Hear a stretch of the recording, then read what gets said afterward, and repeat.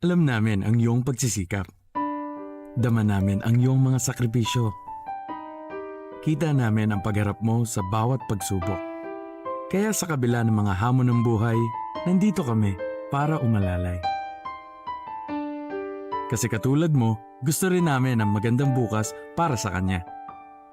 Hatid namin ang dekalidad na edukasyon at makabagong pasilidad sa abot kayang halaga.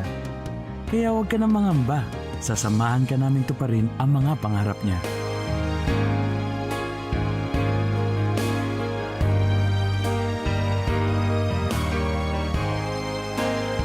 Maaasahan mong sulit dito ang mga pinagsikapan mo.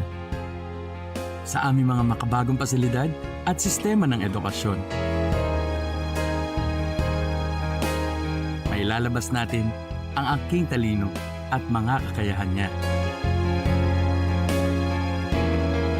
Kahit sa munting halaga, makakasiguro ka na makakasabay siya sa mabilis na pag-ikot ng mundo. Sa new era, karamay mo kami sa bawat hamon. Kaagapay mo kami sa bawat hakbang. Kasama mo kami sa bawat ngiti at tagumpay.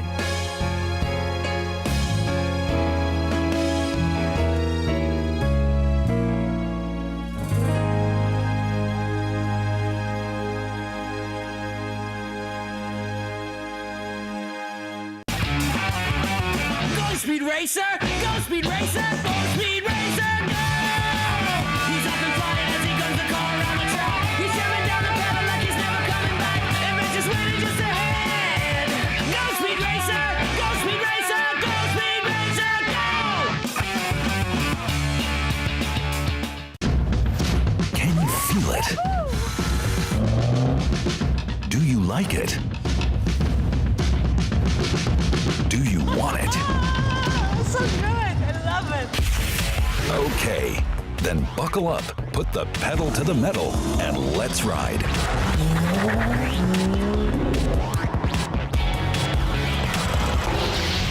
Rev.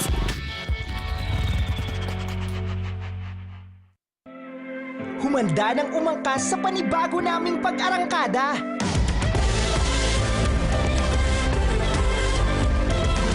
Simula ngayong January 4 ay mas panalong experience ang ibabahagi namin sa inyo. Unang episode pa lang ng Season 2 ay mag-off-road training tayo with Enduro Factory at pupuntahan natin ang General na car. Gear up na! Dahil kasama namin kayo tuwing Sabado, 5 p.m. to 6 p.m. This is Motorcycle Republic! Let's get together. Sunday 25. Sunday 25. Araw-araw namin kayong babatiin hanggang mapuntahan namin kayo. Ngayong linggo, kita-kits ulit tayo. Lunes, nandyan tayo sa Barangay 56, Zone 5 sa Tondo, Manila. Martes, mag-aagahan tayo sa Barangay 12, Zone 1, Caloocan City. Miyerkules, masarap ang kwentuhan. Kasama ang mga taga-Barangay Tunsuya, Malabon City. Huwebes, abangan kami sa Barangay Rincon, Valenzuela City. Biyernes, sa Barangay Malinta, Valenzuela City naman ang punta natin. Sama-sama tayo sa masaya at makabuluhang umaga dito lamang sa LTE Love Tony Pet and everything. Tony Pet and everything. Together. Sunday 25.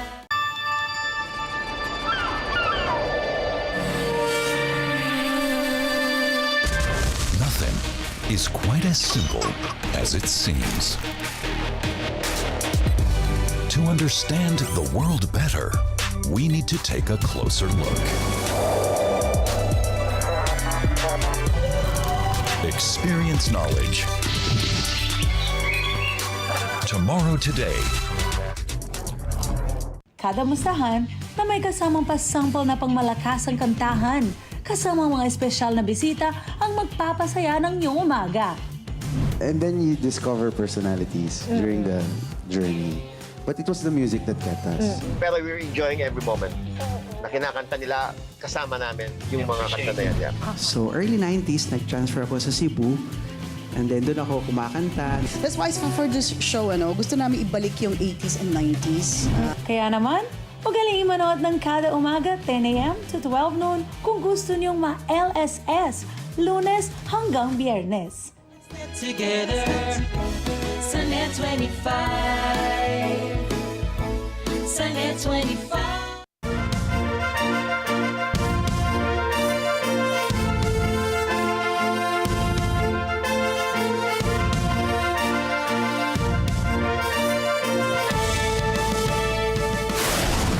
Biglang gumuho ang isang mahabang tulay sa Brazil habang may mga sasakyang dumadaan. Napasama kaya ang mga sasakyan sa pagguho ng tulay at ano naman kaya ang naging sanhi ng nasabing pagguho? Suyurin po natin ang mga detalye ng balita maya-maya. Magandang gabi. Ako po si Rikki Mathay. Ako si Rikki Alagao Flores. Ito ang mata ng Agila International para sa mga headlines ngayong Lunes. Re-enacted budget para sa susunod na taon, hindi na pag-uusapan sa Malacanang. Bulkang Kanlaon muling nagbuga ng itim na usok at abo. Panukalang batas na pipinsala umano sa democratic system ng Taiwan, pinagkaguluhan ng mga mambabatas. German Chancellor Olaf Scholz nakiramay sa mga biktima ng Magdeburg Holiday Market attack. At 38 katao patay sa banggaan ng truck at bus sa Brazil.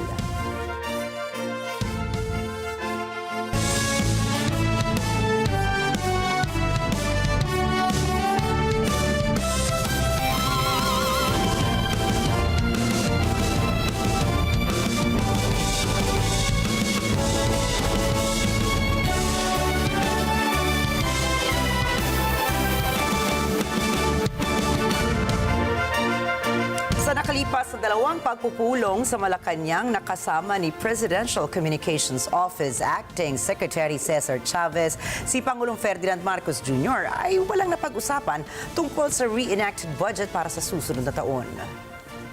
Lalagdaan na sana ni Pangulong Marcos Jr. ang panukalang 3.352 o 6.352 trillion pesos na 2025 national budget noong December 20, pero ipinagpaliban muna ito ng Pangulo upang pag-aralang mabuti ang pagrerepaso sa pambansang budget. Sa ilalim ng 1987 Constitution, maaaring i-veto ng Pangulo ang mga probisyon ng budget bill. Ngunit nakasaad din sa konstitusyon na kung sa pagtatapos ng fiscal year ay bigo ang Kongreso na maipasa ang General Appropriations Bill o GAB para sa susunod na taon, ang General Appropriations Act ng nakaraang taon ay muling isa sa batas at mananatiling may bisa hanggang sa maipasa ng Kongreso ang GAB. Ayon sa datos ng Department of Budget and Management o DBM, ang fiscal year noong 2001, 2004 at 2006 ay pawang mga reenacted budget. Gate naman ni Chavez ay umaasa si Pangulong Marcos Jr. na maipasa ang 2025 national budget bago matapos ang taong 2024. Patuloy ang pag-aalboroto ng Bulkang Kanlaon sa Negros Island kung saan muli itong nagbuga ng maitim na usok at abo. Ayon sa FIVOX, badang 11:45 ng umaga, nagsimula ang pagbuga ng usok at abo na umabot sa 1.2 kilometers ang taas. Nagkaroon din ng 15 volcanic earthquake sa paligid ng bulkan sa loob ng 24 na oras kung saan nagbuga rin ito ng 7,198 tons ng sulfur dioxide nitong linggo. Sa ngayon po, nananatili sa alert level 3 ang paligid ng bulkan na ang ibig sabihin ay mayroon itong high level of volcanic unrest. Samantala, pumalo na sa 32.8 milyong piso ang naitalang pinsala sa sektor ng agrikultura dahil sa pagputok ng Bulkang Kanlaon ayon sa Negros Occidental Provincial Disaster Risk Reduction and Management Council.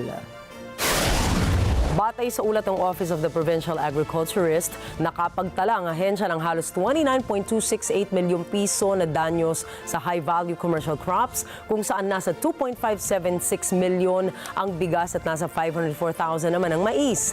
Sumampa naman sa 268,000 ang danyos sa livestock at 214,000 naman sa aquaculture as of December 21. Ayon naman sa latest bulletin ng Department of Agriculture, nasa 297 hectares ng agricultural land ang napinsala, kung saan nasa 832 metric tons naman ang naitalang production loss o pagkalugi. Sa kabila nito ay naglaan si Pangulong Ferdinand Marcos Jr. ng 60 million pesos para sa relief efforts na isasagawa para sa mga apektado ng pagputok ng bulkang Kanlaon. Holiday season na naman, kaya naman po napapadalas ngayon ang pagkain ng mga Pilipino sa mga family reunions at maging sa mga social gatherings. At dahil po dito, pinag-iingat ng Department of Health o DOH ang publiko dahil sa mga sakit na kung tawagin ay Holiday Heart Syndrome. Inalerto ng DOH ang mga ospital at inatasang i-monitor ang health cases ng bansa kaugnay ng nasabing sakit. Ang Holiday Heart Syndrome po ayon sa DOH ay isang sakit na nakukuha sa pag-inom ng alak, stress, kawalan ng pahinga at pagkain ng sobrang maalat o pagkain ng mga matatabang pagkain na maaaring magpataas ng blood pressure. Ang sakit na ito ay maaaring humantong sa arrhythmia o abnormal heart rhythm na isa sa mga sanhi ng stroke. 67 kaso ng stroke ang naitala sa Philippine Heart Center mula July 2024 hanggang December 2024. Samantalang nasa 339 ang kaso ng mga individual na stroke mula Enero hanggang Nobyembre ng taong kasalukuyan na naipasok naman sa St. Luke's Medical Center sa Quezon City. Panawagan ng DOH, hinay-hinay lang ang lahat sa pagkain ng mga maalat at matatamis. Iwasang ma-stress at iwasang magpuyat. Maaari rin nilang gamitin ang pinggang Pinoy na galing sa Food and Nutrition Research Institute bilang gabay sa pagkain ngayong holiday season para malaman kung paano magkaroon ng isang balanseng pagkain. Pinagtibay na ni Pangulong Ferdinand Marcos Jr. ang 2024 National Security Strategy o NSS na may layong magpahusay sa kakayahan ng Pilipinas para talakayin ang mga security challenges mapalokal man o mapapandaigdigan. Ayon sa National Security Council, ang NSS ay sumusuporta sa National Security Policy for 2023 to 2028 ng Administrasyong Marcos Jr. Bahagi nito ang pagbalangkas ng 53 strategic directions at 373 actionable steps na idinesenyo para pangalagaan ang soberanya ng Pilipinas. Gayun din na protektahan ang kapakanan ng mga mamamayang Pilipino at isulong ang kapayapaan at pagkakaisa. Sinabi ni National Security Advisor Eduardo Año na ang NSS ay tutugon sa mga local at global threats mula sa territorial disputes sa economic challenges. Mula rito ay hinikayat ni Año ang mga Pilipino na makiisa sa collective security efforts ng bansa. At magandang balita po ito para sa mga senior citizens dahil hindi na kailangang ipresenta pa ng mga senior citizens ang mga purchase booklets sa tuwing bibili po ng mga gamot at medical devices para lamang makahingi ng 20% discount. Yan ay matapos mag-issue si Health Secretary Teodoro Herbosa ng isang administrative order na nag-aamyenda sa dalawang naunang administrative orders na nagtatakda ng guidelines sa pagpapatupad ng Expanded Senior Citizen Act of 2010. Inamin din ni Herbosa na isang inconvenience ang pagdadala ng purchase booklet para lamang makakuha ang isang senior citizen ng discount.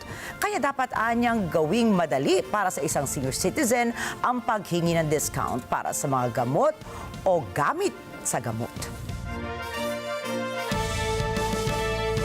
Samantala, magpapatupad muli ng dagdag presyo naman sa produktong petrolyo ngayong holiday season.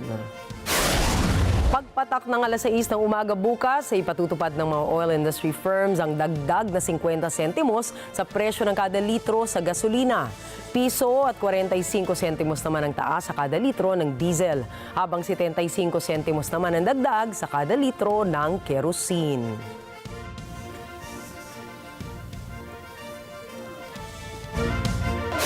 Susunod, bagong panukalang batas posibleng magdulot ng kaguluhan sa Taiwan. Libo-libong Serbians nagprotesta laban sa gobyerno. At German Chancellor Olaf Scholz nakiramay sa mga nabiktima ng holiday market attack. Mga detalye ng mga balitang yan at iba pang balita sa pagbabalik po ng Mata ng Agila International.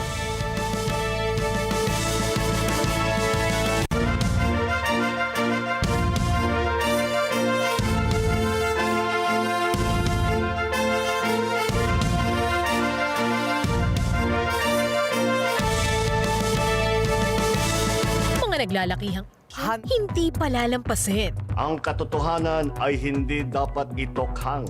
I believe, ma'am, that we reached the point of no return.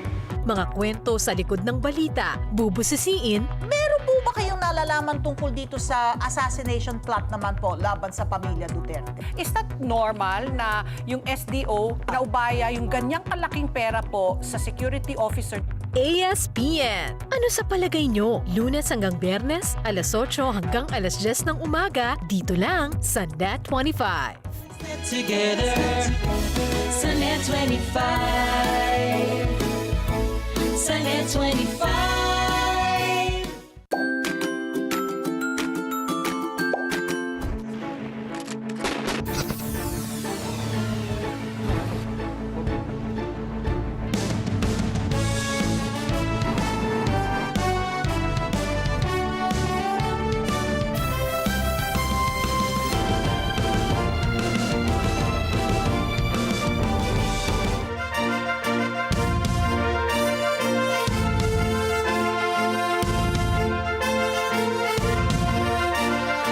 Pinagkaguluhan ng mga mambabata sa Taiwan Parliament ang pagratipika ng mga panukalang batas sa sinasabing pipinsala sa democratic system ng isla.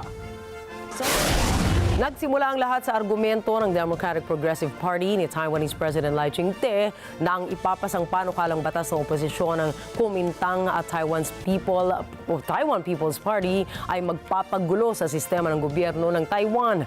Kabilang kasi rito ang panukalang batas na magre-rebisa sa Public Officials Election and Recall Act para mapalawig ang magiging basehan para mapatalsik ang isang nakapwestong opisyal. Matapos ang ilang balyawan o bulyawan ay sinubukan ng mga mambabatas ng Democratic Progressive Party na okupahin ang podium ng main chamber ng parlamento, kung saan ay hinarangan nila ito ng mga upuan para hindi madaanan ang entrada ng silid. Sa kabila nito ay sa labas naman ng parlamento ay nagprotesta ang libu-libong mga tao na nagnanais na harangin ang mga naturang panukalang batas. Natapos na maayos at matiwasay ang mahaba at mabusising pagpupulong ng mga miyembro ng Parlamento ng Papua New Guinea ukol sa National Budget Planning para sa taong 2025. Alamin po natin ang mga detalye mula kay Lorin Hortaleza. 28 bilyong kina ang nakalang pambansang budget para sa Papua New Guinea sa darating na taon sa ilalim ng temang Securing Papua New Guinea in 2025. Ito ang pinakamalaking pambansang budget sa kasaysayan ng bansa. Inanunsyo ni National Treasurer Ian Lingstaki na naglaan ng 8.7 billion kina budget ang Marapi government para sa tinatawag na pangunahing mga serbisyo. Ito ay sa pangkalusugan, edukasyon, seguridad at provincial government. Tinatayang halos 3 bilyong kina ang para sa healthcare development of specialized hospitals. Nais pataasin ng pamahalaan ang uri ng serbisyong pangkalusugan, lalo na para sa cancer care at cardiovascular programs sa kabisera ng bansa at sa mga malalayong ospital na kabilang dito ang iba't ibang probinsya. Ang Department of Education ay tatanggap ng may halos 5 bilyong kina upang punan ang mas malawak na pangangailangan ng mga mag-aaral, lalo na ang mga nasa liblib at malalayong probinsya. Kabilang din dito ang mga scholars ng Papua New Guinea na pinadala sa iba't ibang bansa. Mahigit 300 milyong kina naman ang nakalaan para sa National Security, Safety of Law and Order. Kabilang din dito ang provincial governments upang mas lalong mapabuti ang local service delivery. Lorin Hortaleza, Port Moresby, Papua New Guinea para sa mata ng Agila International. Trusted, connected, on point. Nagbanta ang main opposition party na patatalsikin nila si Acting President Han Duck-soo kapag hindi nito ay naprubahan ng panukalang nag-uutos na maglunsad ng isang special council investigation kay Yoon Suk-yeol. Si Prime Minister Han Duck-soo ang magsisilbing punong mahistrado ng South Korea matapos matalo sa isang impeachment vote si Yoon Suk-yeol noong December 14. Ngayong buwan ay nagsulong ng isang panukalang batas na magtatalaga ng isang special counsel na mag-iimbestiga kay Yoon para sa insurrection charges dahil sa kanyang nabigong pagdedeklara ng martial law. Dagdag pa rito ang graft investigation na kinakaharap ng asawa ni Yoon dahil sa designer bags at iba pang luxury gifts. Mahaharap din ngayon ang partido niyon na pinagtatakpan ang iba pang anomalya ng presidente upang isulong ang kanilang pansariling interes. Sa ngayon ay patuloy na nagrarally ang mga mamamayan ng South Korea para panatilihin ang impeachment order ni Yoon Suk-yeol. Sa Serbia, noong linggo, libo-libong mga katao ang nagtipon sa Central Belgrade upang magprotesta laban kay Pangulong Aleksandar Vučić at ang kanyang Serbian Progressive Party. Sinisisi ito ng mga mamamayan sa pagguho ng railway station roof collapse last month kung saan 15 katao po ang nasawi. Anakoy para sa karagdagang detalye. Noong 1 ng Nobyembre, gumuho ang konkretong bubong na kagagawa lamang sa Novi Sad train station. 14 agad ang namatay. 3 ang nasaktan at isa sa mga ito ay namatay makalipas ang ilang araw. Dahil dito, dinala ng mga leader ng oposisyon at ng publiko ang kanilang mga hinaing sa kalye. Sinisisi nila ang aksidente sa mahinang klaseng konstruksyon dahil sa korupsyon at nepotismo sa gobyerno. Prevashodno zato što još uvek nisam izgubila nadu da ova država može da bude uređena pravna država sa vladavinom prava, institucijama i slobodnim građanima. To bi najkraće bilo zašto sam ovdje. Pa mislim da generalna akcija ljudi i ovakve okupljanja svakako pokazuju privlače pažnju i mislim da to je za početak dobra stvar, ali ovo se toliko puta već desilo da uopšte ne znam koji je sljedeći korak. Ali ogromna je masa ljudi na protestu večeras, tako da mislim da može da napravi promenu. Itinanggi ito ng koalisyon at ayon kay Pangulong Alexander Vučić, pananagutin niya ang mga may kagagawan sa aksidente. Noong linggo, pinailaw ng mga demonstrator ang kani-kanilang mga cellphone at tumayo ng tahimik sa loob ng 15 minuto upang alalahanin ang mga nasawi. Ayon sa report, may 29,000 Serbians ang nagprotesta. Ovi koji su na vlasti shvate da više ne treba da budu na vlasti i da se povuku. To bi bilo najbolje zbog dece koju imam, jel tako? Ali mene brine to što znamo i da je Evropa uz njega i da je Zapad generalno uz njega. To me brine najviše. I brine me što znam da on toliko voli vlast da neće otići mirnim putem. To me baš plaši. Ali se uzdam u pamet i smirenost ove omladine. Oni da nas povedu, oni možda znaju bolje od nas. Anakoy para sa mata ng Agila International, trusted, connected, on point.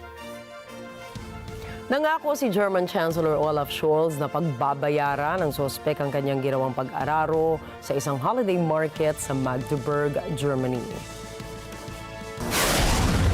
Mir ist wichtig, dass wenn so ein schlimmes, furchtbares Ereignis stattfindet, ein so furchtbarer Anschlag, der so viele Menschen verletzt und tötet, fast auf den Jahrestag des Anschlags auf den Breitscheidplatz in Berlin, dass wir als Land zusammenbleiben, dass wir zusammenhalten und dass wir uns unterhalten, dass nicht Hass unser Miteinander bestimmt, sondern die Tatsache, dass wir eine Gemeinschaft sind, die eine gemeinsame Zukunft gewinnen will. Und dass wir diejenigen nicht durchkommen lassen, die Hass sehen wollen, aber dass wir auch die Täter nicht unverfolgt lassen und dass wir mit aller Härte des Gesetzes vorgehen, gerade um unserer Gemeinsamkeit und unserer gemeinsamen Zukunft wegen. Kasama ni German Chancellor Olaf Scholz ang iba pa niyang opisyal na nakiramay at nagpaabot ng kanilang simpatya para sa mga apektado ng naturang holiday attack. Ang suspect na si Taleb Al-Abdul Mohsen ay naaresto matapos ang ginawa nitong pagsagasa sa Christmas market kung saan abala mga tao sa pamimili na nagresulta sa 5 kataong nasawi at mahigit 200 iba pang sugatan. Meine Damen und Herren, ich habe jetzt lange überlegt, wie ich dieses Eröffnungsstatement beginne. Sie sehen mich tief erschüttert und der gestrige Tag war ein schwarzer Tag für die Landeshauptstadt Magdeburg und wird es wohl in der Geschichte jetzt immer bleiben an dieser Stelle. Ich weiß, dass das ein abgedroschener Spruch ist, aber unsere Gedanken sind natürlich bei den Opfern und bei den Verletzten. Sie können sich sicher sein, dass keiner in der Stadtverwaltung, mich inbegriffen, in der letzten Nacht gut geschlafen hat und die Gedanken permanent bei den gestrigen Vorfällen gewesen sind. Im aktuellen Stand reden wir über 205 Betroffene, Verletzte. Von den 205 reden wir über 5 Tote, 5 Opfer. Und wir reden über 41 schwer, teils schwerst Verletzte. Das heißt, es ist nicht ausgeschlossen, dass diese Zahlen immer noch im Fluss sind und sich ins Negative verkehren und beenden. Base sa impormasyon ay nabigyan ng asylum sa Germany noong 2016 si Taleb Al-Abdul Mohsen at matapos ang 10 taon ay naging residente na siya ng Germany.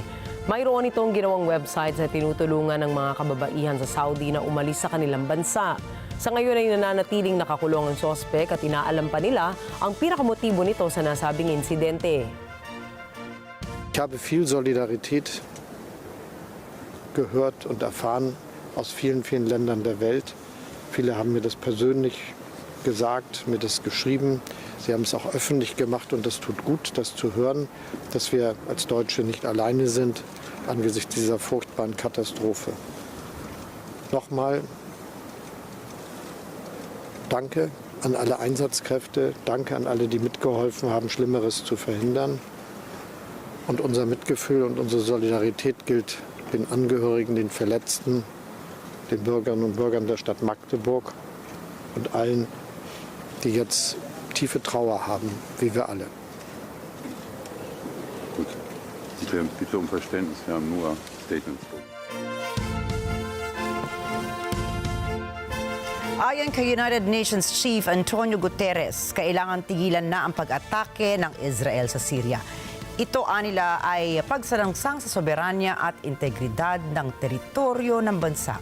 Emi Kapilita Roja po para sa detalye ng balita. Noong Huwebes, binigyang diin ni UN Chief Antonio Guterres na dapat wakasan na ang Israeli airstrike sa Syria. Mula kasi na mapabagsak ng mga rebelde ang pamahalaan ni Bashar al-Assad, 2 linggo na ang nakalilipas, sunod-sunod na pag-atake ang isinigawa ng Israel na anyay layong sirain ang strategic weapons at military infrastructure sa bansa. Over the last 2 weeks, we have seen significant hostilities in the north. ISIL continues to be a major threat in many parts of the country. At the same time, extensive Israeli airstrikes continue. They are violations of Syria's sovereignty and territorial integrity, and they must stop. Pinasok din ng puwersang Israel ang isang demilitarized zone sa pagitan ng Syria at Golan Heights na okupado ng Israel. Nilikha matapos ang 1973 Arab-Israeli War, patrolado ito ng UN peacekeepers. Ayon sa Israel, ito ay isang limitado at pansamantalang aksyon upang protektahan ang mga border ng Israel. Let me be clear. There should be no military forces in the area of separation other than UN peacekeepers. Period. Israel and Syria must uphold the terms of the 1974 Disengagement of Forces Agreement, which remains fully in force. And Syria's sovereignty, territorial unity and integrity must be fully restored, and all acts of aggression must come to an immediate end. This is a decisive moment, a moment of hope and history, but also one of great uncertainty. Some will try to exploit the situation for their own narrow ends, but it is the obligation of the international community to stand with the people of Syria who have suffered so much. Syria's future must be shaped by its people, for its people, with the support of all of us. Dagdag ni Guterres, nakatutok ang UN sa pagpa-facilitate ng inklusibo, mapagkakatiwalaan at mapayapang transisyong politikal sa Syria. Gayon din ang pagpapasok ng tulong upang labanan ang isa sa pinakamalubhang krisis pangsangkatauhan sa mundo. The political transition ahead must be by Syrians and for Syrians, all Syrians. It must be inclusive, credible, and peaceful. All communities must be fully integrated into the new Syria. Emi Kapilita Roja para sa mata ng Agila International, trusted, connected, on point. Kinumpirma ng US military na 2 US Navy pilots ang bumagsak sa Red Sea. Nangyari umano ito dahil sa friendly fire kung saan ligtas na nakalabas ang mga piloto. Una nang sinabi ng mga Houthi rebels na kanilang pinabagsak ang F-18 fighter jets. Sinabi naman ng US Central Command hindi kagagawan ito ng mga Houthi at aksidenteng natamaan lamang sila. Nagsasagawa na ng investigasyon ng mga otoridad ukol sa insidente. Ayon sa bagong Education Minister ng Syria, hindi nito papalitan ang kurikula ng mga paaralan at hihigpitan pa ang kalayaan ng mga kababaihan doon na makapag-aral. Alamin po natin ang detalye mula kay Myla Simbulan. Pinamunuan na ng secular Pan-Arab Nationalist Ba'ath Party ang Syria mula noong 1963 at sa ilalim ng pamahalaan nito ginamit ang edukasyon upang itanim sa mga batang mag-aaral ang katapatan sa sistemang otoritarian. طيلة حياتنا لم نجبر أحدا أن ينتسب إلى مدرسة معينة، لكن هي بطبيعة الحال الشعب السوري منذ القدم حتى بزمن النظام هنالك مدارس للإناث بعد المرحلة الأولى ومدارس للذكور، فهذه لن نغير في تكوينها شيئا. الواقع كما هو لن نغير فيه شيء. Kilala ang Syria bilang isa sa may pinakamatatag na sistema ng edukasyon sa Arab world, isang reputasyon na nakaligtas sa 13 taong labanang sibil. Ani kadri mananatiling magkahalong babae at lalaki ang primary schools. Ang secondary schools naman ay mananatiling magkahiwalay. Ayon sa mga bagong leader ng Syria, lahat ng minority groups sa bansa ay itatrato ng pantay-pantay. Kabilang dito ang Kurds, mga Kristiyano, Druze or Alawites. Ito bilang nakapokus ang bagong gobyerno sa pagbuo ng bansa.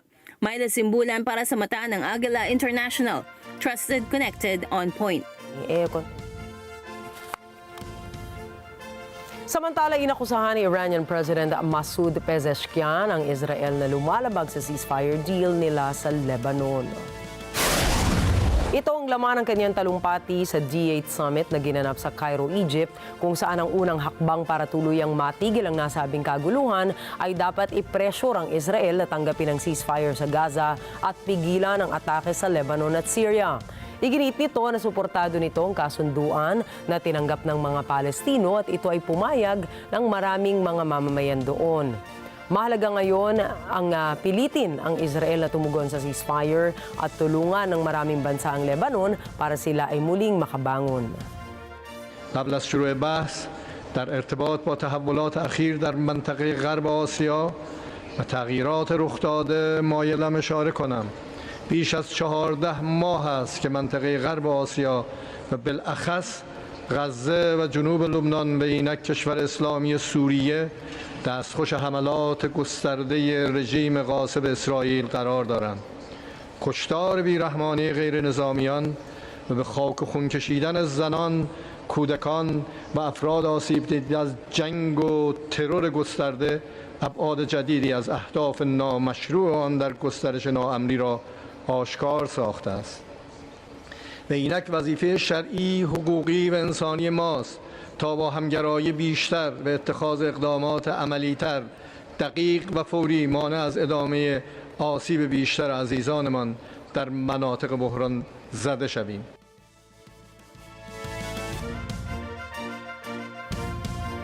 Ipinagbawal ng Federal Aviation Administration o FAA ang paggamit at pagpapalipad ng mga drones sa New Jersey at sa New York.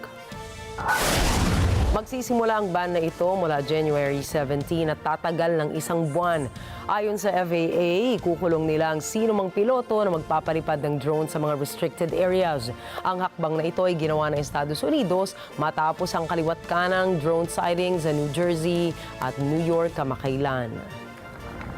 Wow. 2 more coming up. Susunod, magnitude 5.9 na lindol ni Yanigang Cuba. Mga manggagawa ng Starbucks nagwelga dahil sa unfair labor practice. At Alexander Usyk panalo pa rin sa rematch nila ni Tyson Fury.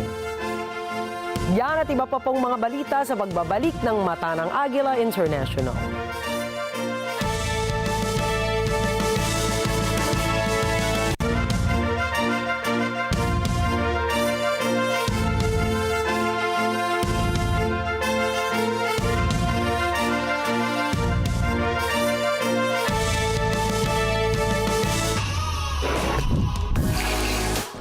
Handa na ba kayo? Kikita ni Mela Jane Veloso at ng paratang ni dating Pangulong Duterte na bangag natin ang presidente.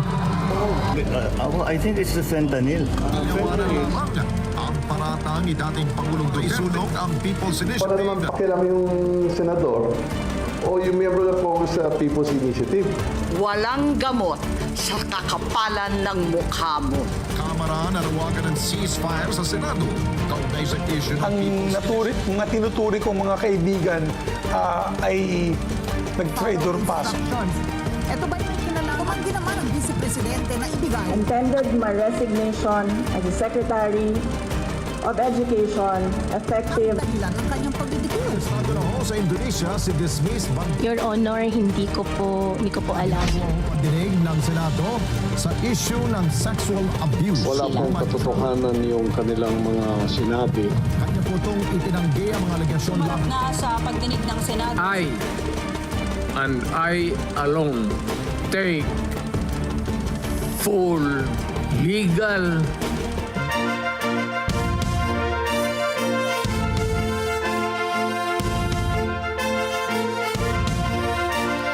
Niyanig ng magnitude 5.9 na lindol ang bansang Cuba ayon po yan sa European Mediterranean Seismological Center. Ayon sa ahensya, namataan ang lindol sa lalim na 25 kilometers at sa layong 37 kilometers katimugan ng Gisa. Narama din ang pagyanig sa ilang bahagi ng Cuba. Hindi pa tukoy kung ilan ang nasawi at kung magkano at gaano kalaki ang pinsala sa lugar. Subalit, inalerto na ng mga lokal na otoridad ang mga posibleng aftershock sa mga susunod na araw.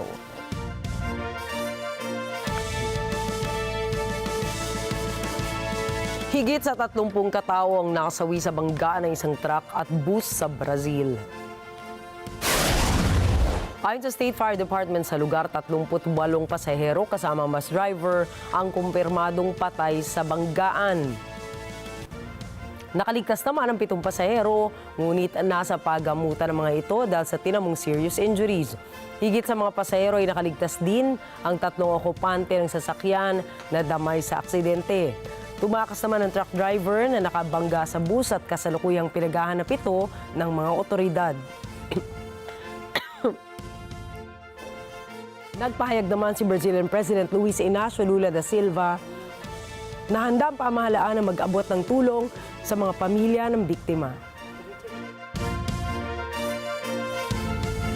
Hindi na nakaligtas ang 10 pasahero ng light aircraft sa Brazil matapos bumagsak ito sa mataong lugar.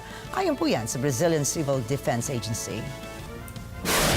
Batay sa ulat ng ahensya, tumama ang aircraft sa chimenea ng isang bahay at tumiretso itong bumagsak sa pangalawang palapag ng gusali bago ito tuluyang mahulog naman sa isang mobile phone shop.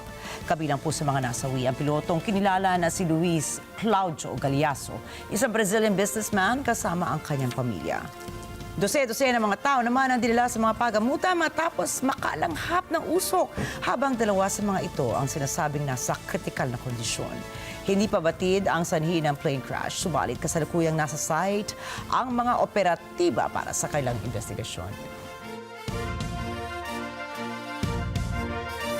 Ikinasawi naman ng 4 na katao ang pagbagsak ng isang ambulance helicopter sa timog kanlurang rehiyon ng Turkiye.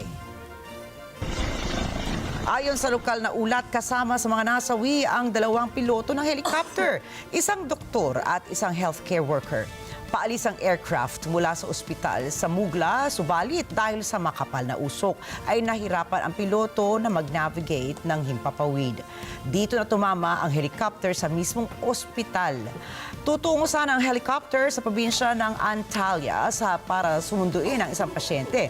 Sinabi naman ni Mugla Governor Idris Agbitik na iniimbestigahan na ng mga otoridad ang nasabing insidente.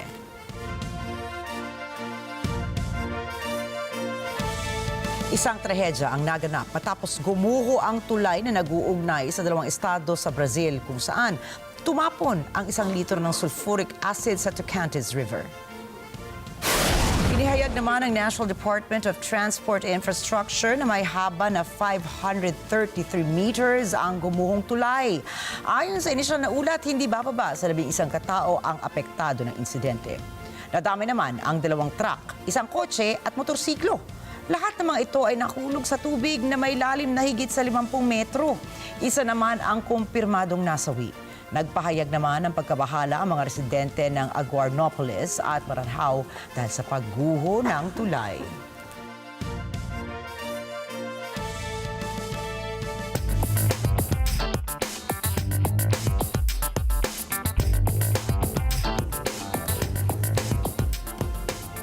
Isang win-win solution na naganap sa pagitan ng management ng Volkswagen at ng mga empleyado nito.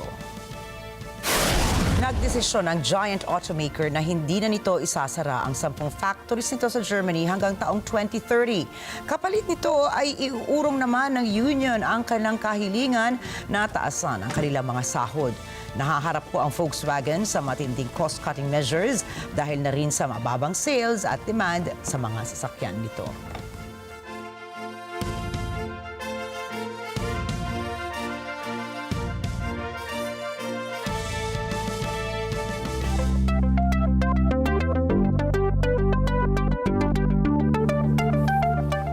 Libre na po ngayon ang image generation model ng XAI na Grok AI sa lahat ng gumagamit ng social media platform na X.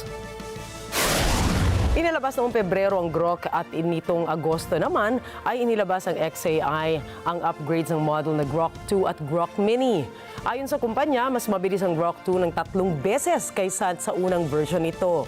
Kasama sa mga bagong features nito ang pinahusay na accuracy, multilingual capabilities at kapasidad na sumunod sa mga instructions. Sa ngayon, may limitasyon pa rin ang Grok kung saan ay hanggang 10 prompts ang magagamit ng users kada 2 oras. Samantala, hanggang 3 image generation naman ang kayang ipagkaloob ng Grok kada araw. Automated cattle herder po ba ang hanap nyo? Ay baka ito na po ang sagot sa inyong mga problema, sa inyong mga kabukiran. Kilalanin ang cattle herding robot na tinatawag na Swagbot. Ito ay nilikha ng mga mananaliksik ng University of Sydney sa Australia. Ayon po sa universidad, unang inlunsad ang robot taong 2016 kung kailan kaya pala nitong umalalay sa mga simpleng herding tasks sa mga farms. Subalit dahil sa tulong ng makabagong technology at artificial intelligence ay mas napahusay na ang kapasidad nito. Giit ng propesor ng universidad na si Salak Sukari, kayang alamin ng Swagbot ang kalusugan, uri at maging ang density ng pasture. Gayon din ang mag-monitor ng kalagayan ng mga livestock. Anya, mula sa nakalap na datos ng Swagbot ay nalalaman ito kung kailangan ng ilipat ang mga baka sa mas magandang pasture. Dahil dito, naniniwala ang universidad na magiging world's first smart cow ang autonomous robot. Ang Australia ay isa sa biggest beef exporters sa mundo na may halos 30 milyong mga baka sa mga malalawak na lupain ng bansa.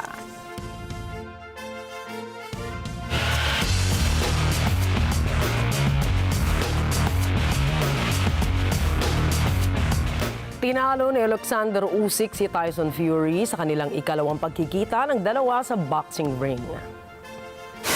Nakuha ni Usyk ang unanimous decision na panalo sa laban na ginanap sa Saudi Arabia. Dahil rito ay nananatili pa rin undefeated ito sa 2 divisions. Magkakaparehas na binigyan ng judges ng 116-112 ang Ukrainian boxer para ibigay ang ikalawang pagkatalo kay Fury. Mayroon ng 23 wins at wala pang talo itong si Usyk na mayroong 14 knockouts habang si Fury naman ay mayroong 34 wins, 2 losses at 1 draw. Unang tinalo ni Usyk si Fury noong buwan ng Mayo at humirit pa ito ng rematch. Taong 2022 nang i-anunsyo ni Fury ang kanyang pagre-retiro sa boxing at ito'y bumalik muli sa laban matapos ang ilang buwan. Nanguna naman si Ukrainian President Volodymyr Zelensky na bumati sa kanyang kababayan na boksingero. Naging sundalo kasi si Usyk na siyang lumaban din nang sakupin sila ng Russia.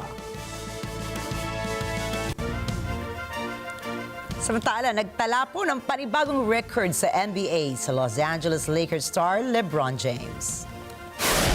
Ito ay matapos na malagpasan na niya ang matagal na record ni NBA legend Kareem Abdul-Jabbar na may pinakamaraming minutong nilaro sa regular season.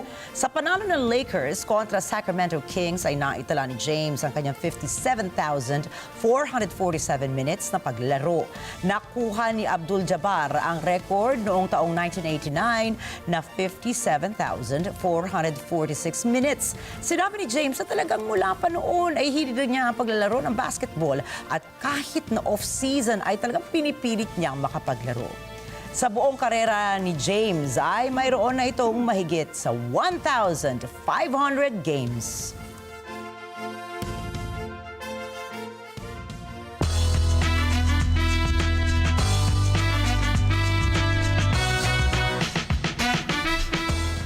Labis na nasiyahan ang mga fans ng The Beatles matapos makitang magkakasama sa isang stage ang original members nito na sina Paul McCartney at Ringo Starr. Isinagawa ang tila reunion ng dalawa sa O2 Arena sa London.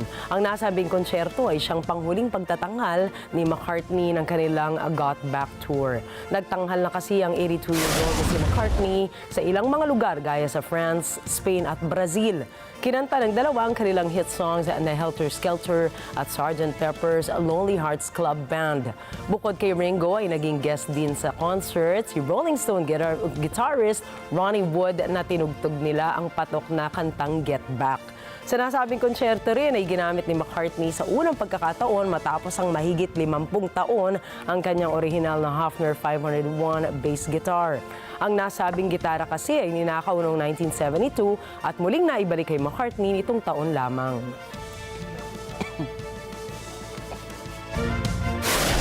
Susunod, Chinese satellite na mataan sa Arkansas. Russian competitive figure skater, isang naturalized Filipino na? At abangan ang iba pang mga storya pagdating ni Alma Angeles at ng mata ng Agila World News. Yan po at iba pa ring mga balita sa pagbabalik ng mata ng Agila International.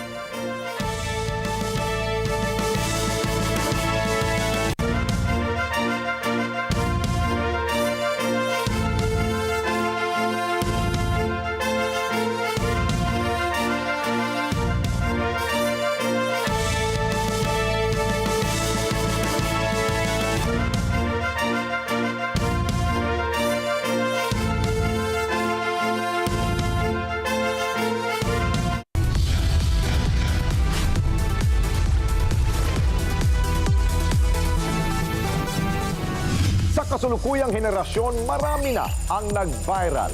Dahil po yan sa kanilang ginagawang pagtulong sa kapwa.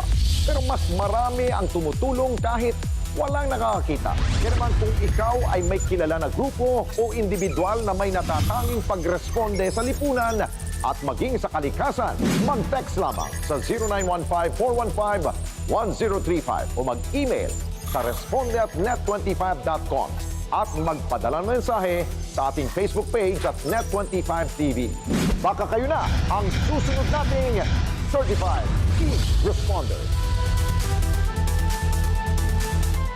Let's net together sa Net25. Sa Net25.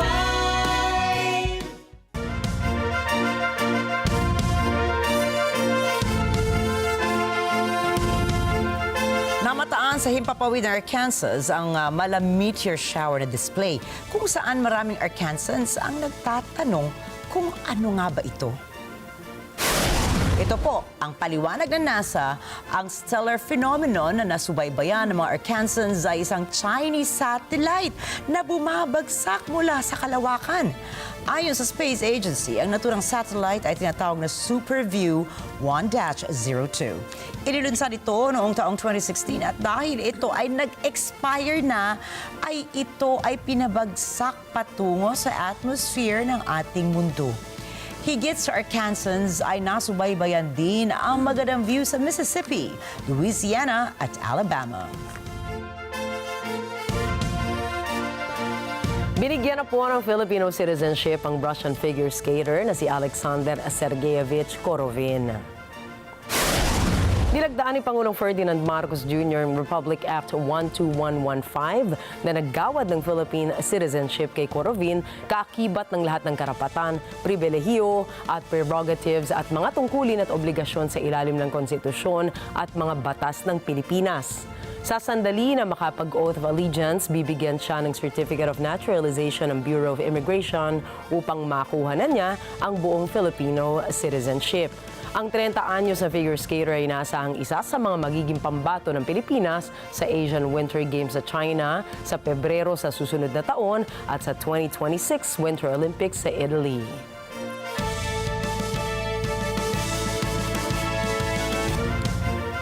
At narito po kami para maghatid ng balita saan mang dako ng mundo. Happy Monday everyone. Ako po muli si Rikki Mathay. At ako si Rikki Alagao Flores, ito pa rin ang mata ng Agila International. Para naman po sa iba pang balitang nanggaling din sa iba't ibang panig ng mundo, punta po tayo kay Alma Angeles para sa mata ng Agila World News. Take it away, Alma.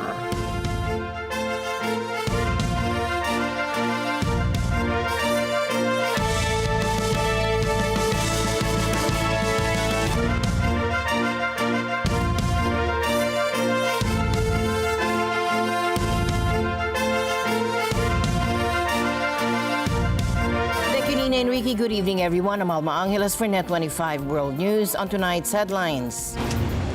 Police arrested a man they said set a woman on fire while she appeared to be asleep on a New York City subway train, killing her. The suspect calmly walked up to the victim, who was in a seated position at the end of a subway car. The suspect used what we believe to be a lighter to ignite the victim's clothing, which became fully engulfed in a matter of seconds. A small plane carrying 10 people crashed into shops in the center of the tourist city of Gramado in southern Brazil on Sunday, according to state government officials, saying everyone aboard the aircraft died. Thousands of Serbians protested in Belgrade against the government. About 29,000 attended, according to authorities, and the protests come after 7 weeks of demonstrations nationwide, triggered by the collapse of a train station roof in Novi Sad that killed 15 people. And the news starts now.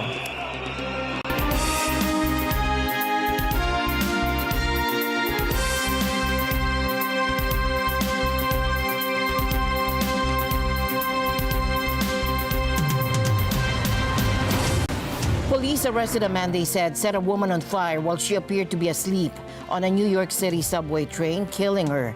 Arlene Ocampo reports. The victim has not been identified. New York City Police Commissioner Jessica Tisch says the woman sat motionlessly aboard the train when an unknown man approached her. The suspect calmly walked up to the victim, who was in a seated position at the end of a subway car. The suspect used what we believe to be a lighter to ignite the victim's clothing, which became fully engulfed in a matter of seconds. Tisch says officers patrolling an upper level of the station smelled smoke and went to investigate. What they saw was a person standing inside the train car, fully engulfed in flames. With the help of an MTA employee and a fire extinguisher, the flames were put out. Unfortunately, it was too late, and the victim was pronounced on the scene. Tisch says they don't believe the two knew each other. She says it didn't take for police long to make an arrest. Unbeknownst to the officers who responded, the suspect had stayed on the scene and was seated on a bench on the platform just outside the train car. And the body-worn cameras on the responding officers produced a very clear, detailed look at the killer. After the NYPD disseminated those images, 3 high school-age New Yorkers called 911 to say that they recognized the suspect. Other transit officers responded to that 911 call and also spotted the man wearing the same gray hoodie, distinct wool hat, paint-splattered pants, and tan boots, already on another moving train. Police radioed ahead to have the train stopped. Then, Transit District 2 officers boarded the stopped train and walked from car to car until they located and arrested the person of interest without further incident. Police say they are still investigating the victim's identity and the reason for the attack. Arlene Ocampo for Net25 World News. Thousands have gathered to honor the victims of Sunday's tragic car ramming attack at a Christmas market in Magdeburg, Germany. The suspect, a 50-year-old Saudi man with a history of anti-Islam rhetoric, now faces multiple murder charges after killing several, including a 9-year-old boy, and injuring over 200 people. Take a look. More people placed flowers for the victims of a Christmas market attack in Germany on Sunday, as police said the suspect now faces multiple counts of murder, among other charges. The memorial in Magdeburg continued to grow 2 days after the car ramming attack killed several people and injured more than 200. Among those killed, a 9-year-old boy and 4 women, according to police. In a statement, police said the suspect is now held in pre-trial custody after prosecutors pressed charges of murder as well as attempted murder and grievous bodily harm. Police did not name the suspect, who is a 50-year-old Saudi man with a history of anti-Islam rhetoric. German media have identified him as Talib A. The suspect, who has lived in Germany for almost 20 years, was arrested at the scene following the 3-minute attack. Authorities on Saturday said his motive was not clear. However, the Magdeburg prosecutor said one possible factor could be what he called the suspect's frustration with Germany's treatment of Saudi refugees. Initially, the attack drew comparisons on social media to an Islamist-influenced immigrants' deadly attack on a Berlin Christmas market in 2016. Later, it emerged that the suspect had criticized Islam and expressed sympathy for the far right. Posts verified by Reuters on the suspect's X account suggest he supported anti-Islam and far-right parties, including the Alternative for Germany, or AfD, and criticized Germany for its handling of Saudi refugees. Saudi and German sources told Reuters that Saudi Arabia had warned German security authorities about the suspect. On Saturday evening, far-right protesters marched through Magdeburg calling for remigration. It's a term popular with far-right supporters seeking to force out people deemed not ethnically German. Police reported scuffles at the protest, a reflection of the political tensions in a country racked by arguments over immigration and over the surging popularity of the AfD.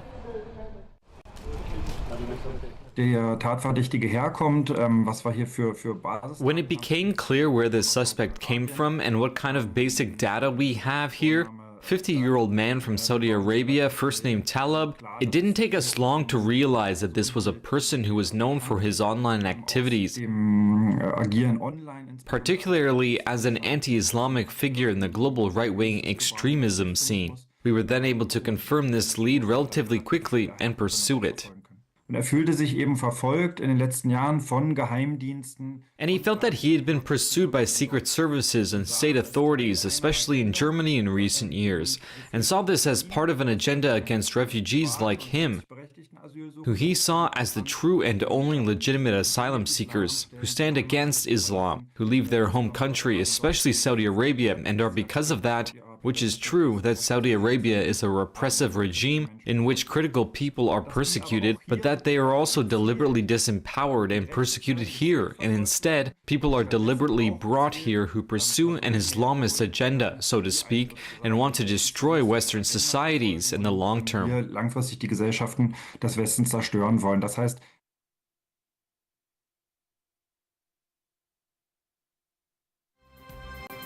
Mozambique's death toll from Cyclone Chido has risen to 94, according to news agencies citing the country's disaster management agency.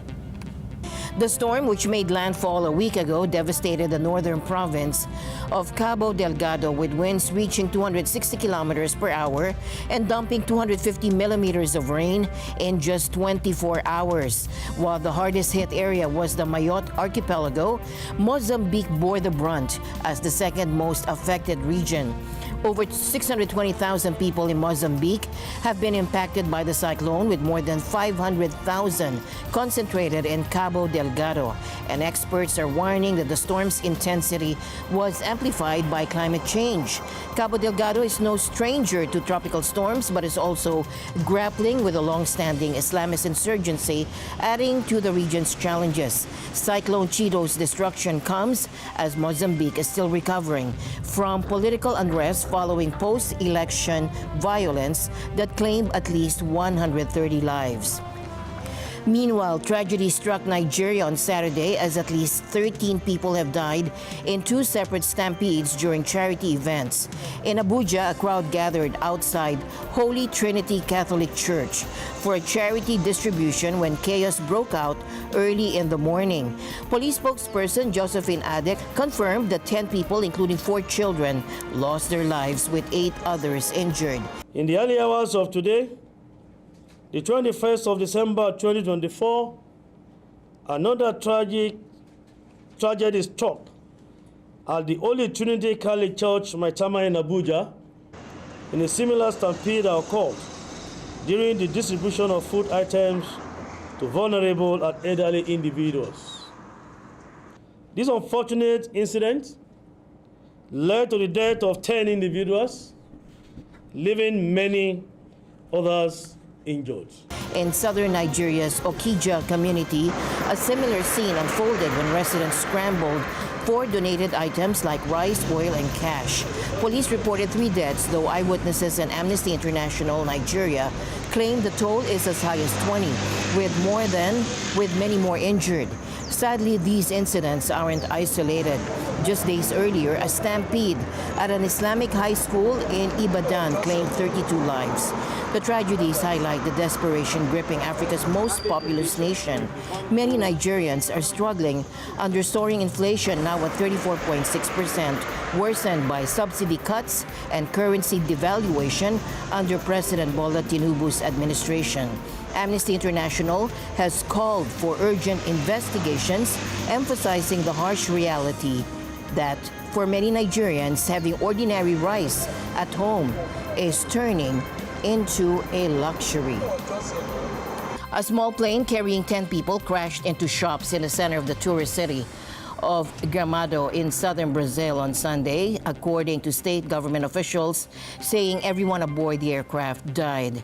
The victims included the aircraft's owner and pilot, along with the other 9 passengers. Now, all of whom were members of his family. Julian Bukayan reports. The death toll could go higher. 17 people on the ground suffered injuries. 12 of them remain in the hospital, and 2 of those are in critical condition. Officials say the twin-engine Piper aircraft took off shortly after 9 o'clock Sunday morning from the nearby Canela Airport. The plane had been headed to Jundiaí in Sao Paulo State under unfavorable weather conditions.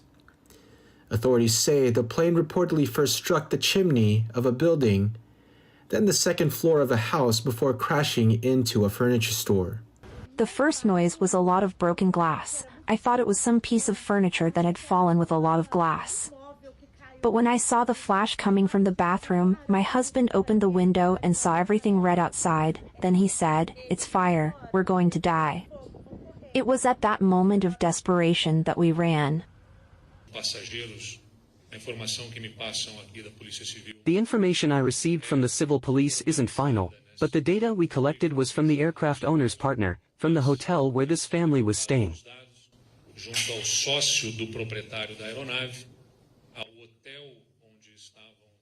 We arrived at the number of 10 passengers on this plane, which included the family of Luis Claudio Salguero Galizzi, who is the owner and the pilot of the plane.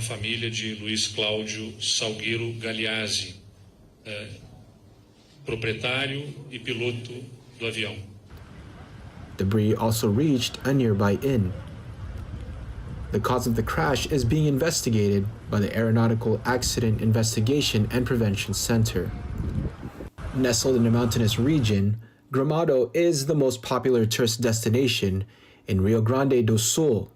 The state was severely impacted earlier this year by unprecedented floods that claimed dozens of lives, destroyed infrastructure, and significantly disrupted its economy. Julian Bukayan for Net25 World News. Ukraine has carried the war deep into Russian territory, launching what some have described as a 9/11 attack on Kazan, a city in the Tatarstan region, nearly 1,000 kilometers from the front lines. Take a look.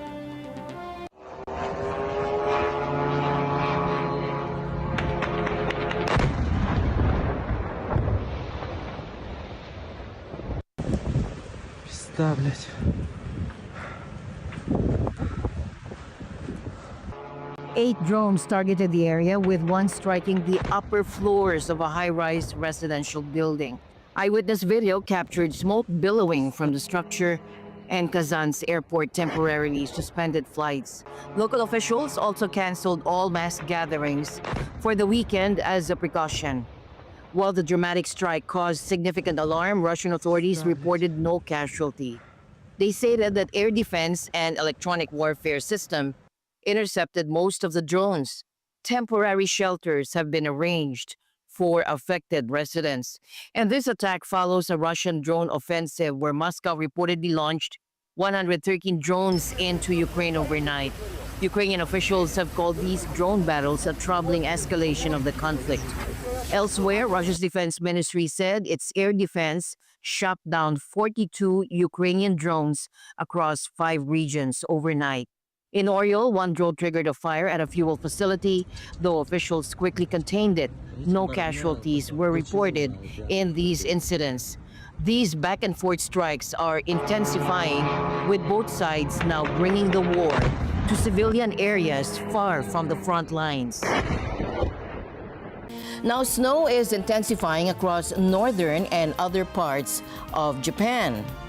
Meanwhile, snowfall is picking up in northern and other parts of Japan, with weather officials urging caution as heavy snow is expected to hit areas along the Sea of Japan through Tuesday. In just 6 hours early Monday morning, Hirakawa City in Aomori, Minamiyazu Town in Fukushima, and Minakami Town in Gunma saw around 20 centimeters of snowfall. Looking ahead, up to 60 centimeters of snow could pile up in the Hokuriku region by Tuesday morning. Hokkaido, Tohoku, and Kanto Koshin might see up to 50 centimeters, while Tokai and Kinki regions could get 30 centimeters. The Japan Meteorological Agency says this is all due to a strong winter pressure, and they're warning residents in northern to western coastal areas to watch out for avalanches, heavy snow buildup on power lines and trees, and rough seas with waves expected to reach 5 meters in Hokuriku region. Meanwhile, snow blanketed New York City on Saturday as the U.S. National Weather Service reported the first measurable December snowfall in the city since 2021. Some areas saw 3 to 4 inches of snow, while eastern parts of the state saw masses of around 1 inch. Parts of upstate New York experienced a lake effect snow on the week of December 13 that dumped 2 to 3 feet of snow on the Lakeview area that borders Canada. In other news tonight, Taiwan's lawmakers clashed in a chaotic scene over controversial legislation. The opposition party Kuomintang, or KMT, and its allies pushed for bills to tighten laws, including stricter rules on outing elected officials and changes to government budgeting and the Constitutional Court. At one point, KMT lawmakers blocked the entrance to Parliament, preventing lawmakers from the ruling Democratic Progressive Party from entering. DPP members argued that the Constitutional Court amendments would undermine Taiwan's constitution, making it harder for judges to challenge laws. Outside the Parliament, thousands of protesters gathered, urging the opposition to abandon the bills, which they view as a threat to Taiwan's democracy.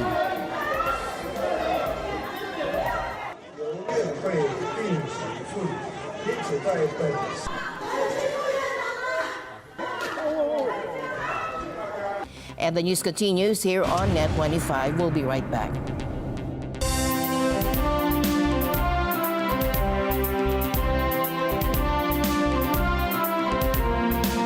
Handa na ba kayo? Pagkikita ni Mela Jane Veloso at ng Parata ni dating Pangulong Duterte.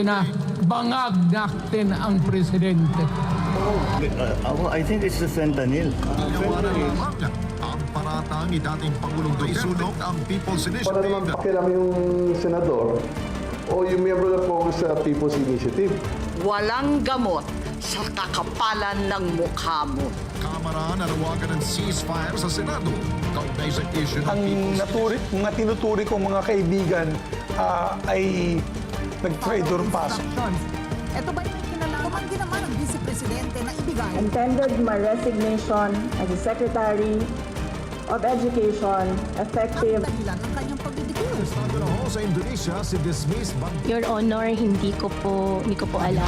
pagdinig ng Senado sa issue ng sexual abuse. Wala pong katotohanan yung kanilang mga sinabi. Kanya po itong itinanggi ang mga alegasyon lang. Na sa pagdinig ng Senado. I and I alone take full legal, moral responsibility. Pangulong Rodrigo Duterte at si Vice President Sara. Pag pinatay ako, patayin mo si BBM, si Lisa Araneta at si Martin Romales. Yan ay aking papalagan. Handa ka na ba sa 2025? Ang Net 25 Year-End Report. Martes, December 31, alas 8 ng gabi. Dito sa Net 25.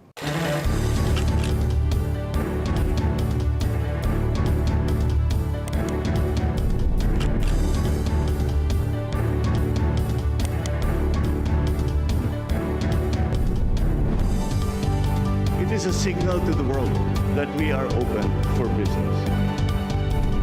Open for Business with Cesar Vallejos. Every Sunday, 9 p.m. Sunday 25. Thinking as a network, acting as one. A show about visionaries and their projects.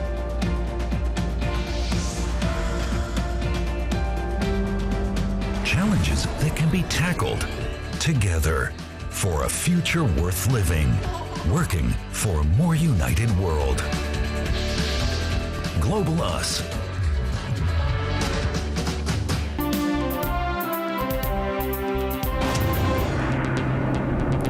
A bridge connecting two states in Brazil's northern and northeastern regions collapsed as vehicles were crossing, killing at least one person and spilling sulfuric acid into the Tocantins River. The National Department of Transport Infrastructure said the central span of the 533-meter bridge linking the cities of Estreito in Maranhão State and Agarnopolis in Tocantins State gave way in the afternoon. A tanker truck carrying the acid plunged into the water. According to the fire department, one person has been confirmed dead and another was rescued alive. Video obtained by Reuters showed Aguarnopolis City Councilman Elias Jr. making a recording asking authorities to fix problems with the bridge, which he said could no longer handle the heavy trucks passing over it. As he pointed to a large crack on the shoulder of the bridge, a portion of the structure started collapsing in front of him, with some motorists who managed to stop their vehicles in time.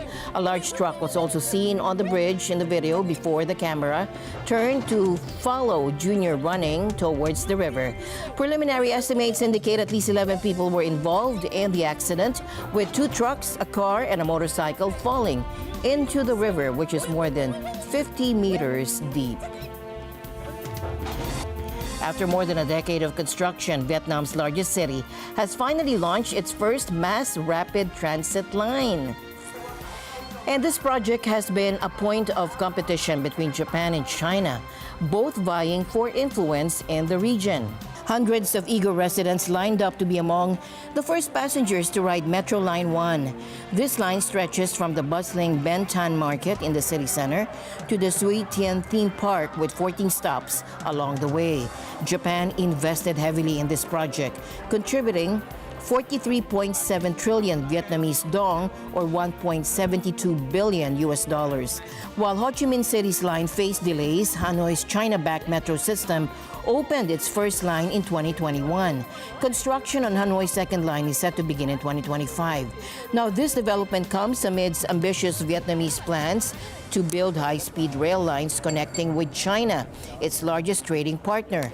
There are also plans to connect Hanoi and Ho Chi Minh City by high-speed rail. The opening of Metro Line 1 marks a significant milestone for Ho Chi Minh City, which has been grappling with severe traffic congestion.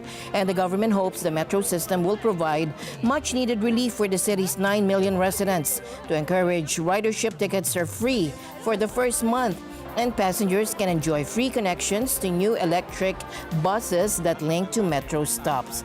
Regular fares will range from 7,000 to 20,000 dong. with discounts for students and those using e-payment apps. Trains will operate from 5 a.m. to 10 p.m. Em thấy rất là hào hứng, rất là vui, tại vì nhà tụi em ở gần ngay ga Thủ Đức luôn, nên là tụi em đợi khoảnh khắc này mấy năm rồi. Tốc độ nó nhanh, nó được cái giao thông thuận tiện hơn so với đi thông thường. Nói chung là And so NASA sent a spacecraft called Parker Solar Probe way back in 2018 on a super ambitious mission. And its goal is to get closer to the sun than any other object we've ever launched. Take a look.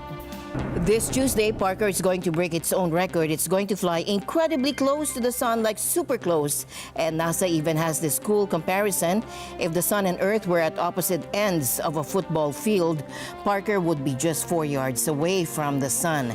Now, here's the thing. We won't know how it went until a few days later. Parker will be out of communication range during this super close flyby. But here's what's mind-blowing. Parker is going to be moving incredibly fast, over 430,000 miles per hour, and it has a special heat shield to protect itself from the intense heat, which can reach up to 2,500 degrees Fahrenheit. Door here has something really special. This is a piece of the heat shield that sits in front of the spacecraft. It's made of a carbon composite fiber, and you can see it's fairly thick. It sits in front and always faces the sun, and it completely covers the back part of the spacecraft. It casts a shadow over the instruments at the back, except for one specific piece left. And that is one of the parts that keeps this immense heat from damaging the instruments. But in addition, engineers have created a type of radiator that amazingly uses only a gallon of distilled water, and together that with the heat shield allows us to keep enough heat away or siphon heat off of the spacecraft to keep that nice cozy room temperature back where these really important science instruments are. Scientists are hoping this mission will help them understand some of the sun's biggest mysteries, like why is the sun's outer atmosphere, called the corona, way hotter than its surface, and what causes the solar wind, this constant stream of charged particles that the sun blasts out. Understanding the sun is important because it affects us here on Earth. The sun's warmth is what makes life possible, but powerful solar storms can disrupt things like radio communication and even power grids. And right now, the sun is at the peak of its 11-year activity cycle, which is why we're seeing more auroras in unexpected places. Meanwhile, veteran astronaut Koichi Wakata, a seasoned space traveler with 5 missions and over 500 days in space, has finally encountered his match, laundry in zero gravity.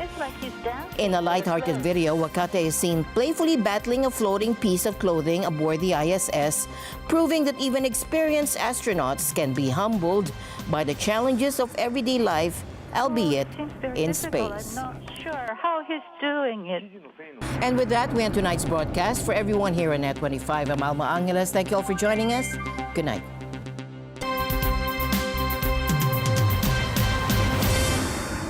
This program is supported by PhilPower Group and Marketing Corporation, importer of power diesel generator.